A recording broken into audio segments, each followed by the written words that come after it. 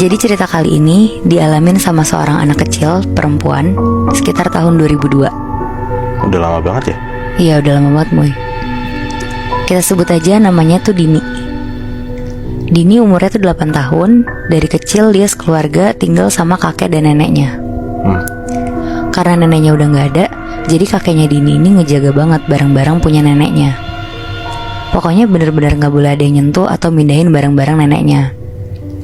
Sampai akhirnya Dini ini lagi main sendiri di kamar kakeknya. Jadi dari dulu ada benda punya neneknya. Benda ini tuh ditaruh di dalam kotak warna merah. Kalau kotaknya ini dibuka, isinya ada kalung leontin. Dini selalu penasaran sama bentuk kalungnya, karena si kakeknya Dini ini tuh selalu cerita ke cucu-cucunya kalau kalung ini tuh salah satu benda yang paling bikin dia inget sama istrinya. Karena anak kecil itu rasa penasarannya lumayan tinggi, jadi Dini diem-diem dari kakeknya mau lihat kalung itu. Pada saat itu pas banget kakeknya lagi mandi. Jadi Dini beranilah mau ngeliat bentuk kalung ini. Dini jalan ke arah meja di kamar kakeknya. Kotak merah ini tuh letaknya ada di atas meja, ditaruh rapi banget sama semua barang-barang neneknya dulu. Dini buka kotaknya, dia lihat isinya. Kalungnya itu tuh warna silver dan kayak ada permatanya gede dan bentuknya bulat. Tapi rasa penasaran Dini gak sampai situ aja. Dia kayak ada perasaan untuk kepengen banget buat pakai kalung itu. Akhirnya dia nyobain pakai kalung itu. Dia ambil dari kotak merahnya, dia kalungin ke lehernya. Dan pas Dini ngaca, dia suka banget sama kalungnya. Dia ngerasa dia cantik banget kalau pakai itu. Pas banget kakeknya selesai mandi, terus kakeknya keluar dari kamar mandi. Dini buru-buru masukin kalung neneknya itu ke dalam bajunya Dini. Jadi gak kelihatan sama kakeknya kalau dia pakai kalung itu. Akhirnya Dini lanjut main dan gak lama mamanya Dini manggil Dini untuk mandi sore. Setelah itu sekitar jam 8 malam, Dini mau siap-siap tidur karena besok pagi Dini nih harus sekolah. Jadi Dini emang dari kecil tidurnya sendirian Bi. Udah gak sama orang tuanya. Pas Dini udah mau tidur, Dini naruh kalung itu di laci meja kamarnya. Pas banget Dini mau nutup matanya untuk nyoba tidur, dia ngerasa kayak ada yang ngeliatin dia dari pojok kamarnya. Tapi pas dia buka mata, kamarnya kosong, gak ada siapa-siapa. Di situ Dini udah ngerasa gak enak perasaannya. Tapi dia tetap lanjutin untuk tidur aja karena dia juga udah ngerasa ngantuk banget. Besok paginya Dini bangun tidur, Dini siap-siap mau ke sekolah. Tapi sebelum dia berangkat ke sekolah, Dini ini buka laci kamarnya. Dia ambil kalungnya dan dia mutusin untuk pakai kalung itu ke sekolah. Dini berangkat ke sekolah diantar sama supirnya. Perjalanannya sekitar 30 menitan untuk sampai ke sekolah. Pas Dini ngeliat ke arah lampu merah, Dini ini ngeliat neneknya lagi nyebrang di zebra cross lampu merah itu. Lah bukannya neneknya udah meninggal, Nat? Nah itu dia Moy, Dini sampai kaget banget. Terus Dini ngomong ke supirnya, "Pak, Bapak ingat muka nenek kan? Bapak lihat deh, itu yang lagi nyebrang mirip banget sama nenek Pak." Nah supirnya ini bilang, "Mana Kak? Gak ada orang yang nyebrang ah." Mampus. Di situ Dini kaget pas supirnya bilang kayak gitu. Tiba-tiba sosok yang mirip neneknya ini ngeliat ke arah Dini. Awalnya sosok ini jalan ke arah mobil Dini. Pelan-pelan dia jalan dan tiba-tiba sosok ini lari nembus ke dalam mobilnya Dini. Holy shit. Jadi Dini ini posisinya bisa ngeliat dengan jelas kalau sosok ini tuh lari ke dalam mobilnya dia, terus nembus keluar lagi. Dari situ Dini shock banget sampai bengong sendiri. Karena yang bisa lihat neneknya tuh dia doang, supirnya pun gak bisa ngeliat sama sekali. Gak lama Dini nyampe sekolahnya. Pas dia lagi duduk di bangku kelasnya, lagi-lagi Dini ngeliat dengan jelas ada neneknya dari jendela ngeliat ke arah dalam kelasnya Dini. Tapi muka neneknya ini tuh marah. Alisnya mengkerut, matanya melotot. Pokoknya raut mukanya tuh kayak lagi marah ngeliatin Dini. Tapi di situ Dini berusaha nggak peduliin apa yang dia lihat di jendela dan berusaha untuk tetap fokus belajar.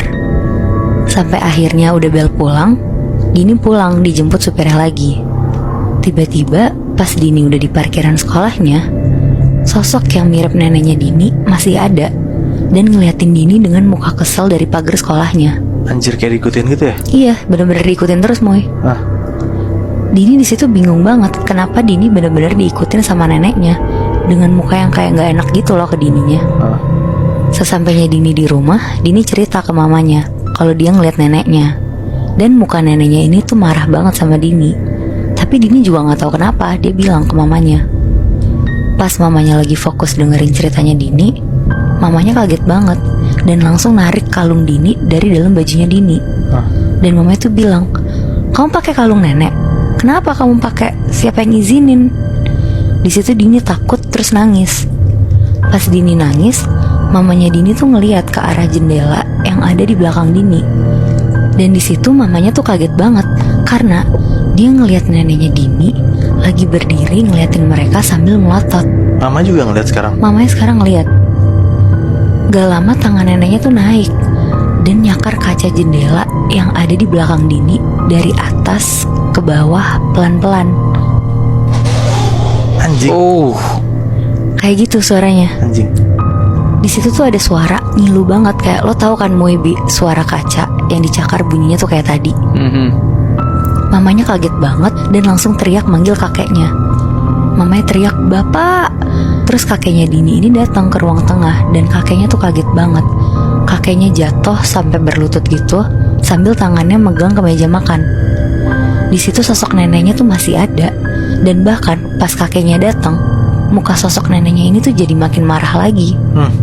Dengan terbata-bata kakeknya ngomong, "Siapa yang pakai kalung itu?" Dini nangis dan minta maaf ke kakeknya dan langsung ngaku kalau dia tuh yang make. Kakeknya langsung nyuruh Dini dan mamanya ke kamar. Terus kakeknya bilang ke Dini untuk jangan coba-coba pakai kalung itu lagi atau bahkan nyentuh barang-barang nenek lagi. Malamnya, karena Dini takut banget sosok neneknya datang lagi, dia mutusin untuk tidur di kamar mama papanya. Dini ngerasa aman dan nyaman karena gak harus tidur sendirian kan. Pas udah waktunya untuk tidur, Dini matiin lampu, terus dia pakai selimut dan menjamin mata. Tiba-tiba Dini ini mimpi. Di mimpinya tuh jelas banget Moebi. Dini ada di rumah kakeknya yang lagi dia tempatin sekarang. Dini tuh kayak flashback ngeliat waktu neneknya masih hidup. Dini ngeliat muka kakeknya seneng banget, kayak bener-bener bahagia ada nenek di sampingnya. Bener-bener yang dilihat Dini tuh kayak kejadian nyata, tapi masa lalunya kakek dan neneknya. Dini juga ngeliat waktu neneknya sakit dan udah dirawat di rumah sakit. Di sini Dini udah mulai sedih karena dia jadi ingat setahun yang lalu pas neneknya dirawat dan akhirnya meninggal. Tapi pas Dini ngeliat lagi, dia lihat malam-malam waktu neneknya lagi duduk untuk minum obat, ada kakek yang lagi jaga, kayak ngeliat-liat waspada ke arah pintu sambil narik kalung yang dipakai neneknya ke belakang sampai neneknya kecekek dan meninggal. Di mimpi itu Dini teriak sampai kebangun. Bangun-bangun dari mimpinya, ternyata dia gak tidur di kasur, tapi di lantai. Dan dia ngerasa kepalanya lagi dielus sama mamanya. Tapi ternyata pas dia lihat ke atas, yang ngelus kepala dia bukan mamanya, tapi neneknya. Ya anjing. Jadi ternyata Moebi, kakeknya Dini itu tuh ngebunuh neneknya Dini karena gak tega ngelihat neneknya tersiksa waktu sakit-sakitan. Wow. Berarti yang dimimpiin sama Dini itu nyatanya kayak gitu? Iya, itu benar-benar kejadian nyata. Dan kayaknya yang ngasih lihat itu tuh neneknya. Oh shit. Oh berarti neneknya tuh kasih pertanda baik ke Dini biar Dini tuh tahu sebenarnya apa yang kejadian dong dia. Iya, mirip-mirip kayak gitu sih, Moy. Tapi setelah Dini mimpi kayak gitu, dia ngasih tau ke orang tuanya gak? Enggak sih, Dini gak cerita. Ya anjing, parah banget sih itu.